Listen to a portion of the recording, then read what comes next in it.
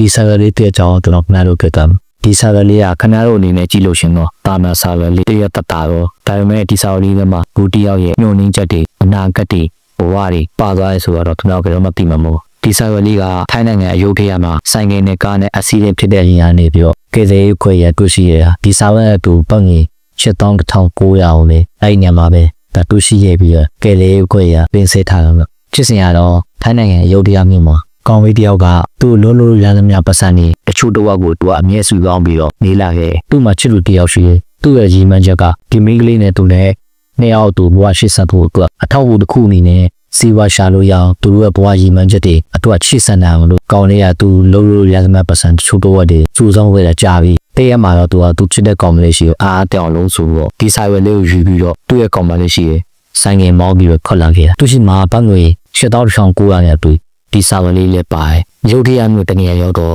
7ရင်းကနေသူ့ရဲ့ဆိုင်ကလေးကအမှတ်မထင်တဲ့အစီအနေဖြစ်သွားခဲ့တာအဲ့ဒီနေရာမှာပဲကောင်းလေးကကွက်လွန်သွားပဲဟာအဲ့ဒါနဲ့တောင်ရှိခွေရောက်လာပြီးတော့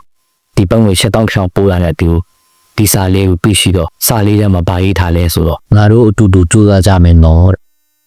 ဘလော့တော်ဝန်နေကိုကောင်းတယ်လူတယောက်ရဲ့ညှို့လင်းချက်တွေလူတယောက်ရဲ့ဘဝကြီးမှန်ချက်တွေသူနဲ့သူချစ်ရသူနဲ့တူတူကြိုးစားဖို့အတွက်ဘဝတစ်ခုစပြီးတော့တည်ဖို့အတွက်စပြီးတော့ထက်သားမှုအတွက်စတင်မှုအတွက်အရင်ကတည်းကသူအလုပ်တွေကြိုးစားလုပ်ကိုင်ပြီးတော့ငွေချိုးတော့ကိုသူစုဆောင်းနေလာပဲဒါလေးအားလုံးကြိုးစားတဲ့အတိုင်းတော့ပျက်စီးသွားတဲ့ခဏလေးလေ